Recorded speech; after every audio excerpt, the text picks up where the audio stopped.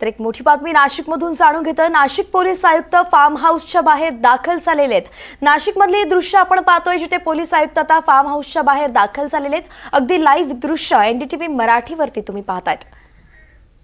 मध्यवर्ती कार्यालयावरती आता सध्या आपण पाहतोय की नाशिकमध्ये एकच तास बाकी आहे खरं तर उमेदवारी अर्ज भरण्यासाठी दाखल करण्यासाठी। प्रांजल आपले प्रतिनिधी आपल्यासोबत जोडले गेलेत। प्रांजल कुलकर्णी, प्रांजल, नेमकं नाशिकमध्ये काय सुरू आहे? आयुक्त फार्म हाऊसच्या बाहेर दाखल झाले आहेत।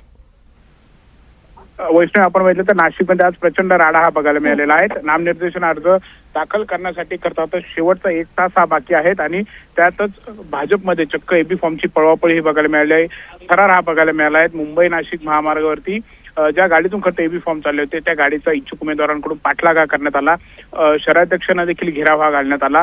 विशेष म्हणजे विल्लोळी परिसरामध्ये एक फार्म हाऊस आहे, या फार्म हाऊसमध्ये एबी फॉर्मचं वाटप हे केलं जात होतं। तिथे हे इच्छुक उमेदवार धडकले। थेट त्या फार्म हाऊसचं जे गेट आहे तेच तोडण्याचा देखील प्रयत्न करण्यात आला आणि तिथून सर्व उमेदवार मध्ये गेले। जे प्रमुख पदाधिकारी आहेत, आमदार असतील, त्यांना देखील घेराव हा घालण्यात आला। त्यांच्या अंगावरती हे सर्व इच्छुक उमेदवार धावून गेले।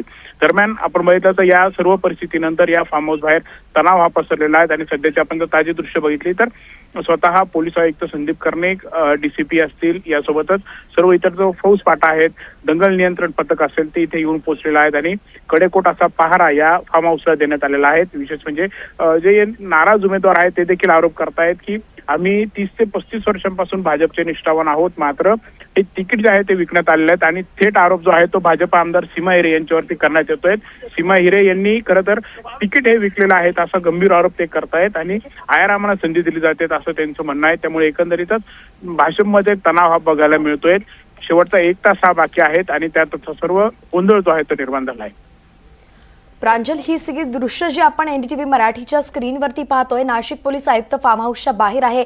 हाच तो फार्म हाऊस ज्या ठिकाणी आता हे सगळे जे नाराज उमेदवार आहेत त्यांनी राडा केला होता आणि याची सगळी अपडेट आपल्याकडनं अशीच जाणून घ्यायची आहे, म्हणून आपण असेच आमच्यासोबत जोडून राहा। वेळोवेळी आपल्याकडनं अपडेट घेत राहू। तुर्तासी 2 दृश्य नाशिकमधल्या संपूर्ण राड्यासंदर्भातली। आता या ठिकाणी या संपूर्ण फार्म हाऊसला पोलिसांनी कडेकोट बंदोबस्त केलेला आहे।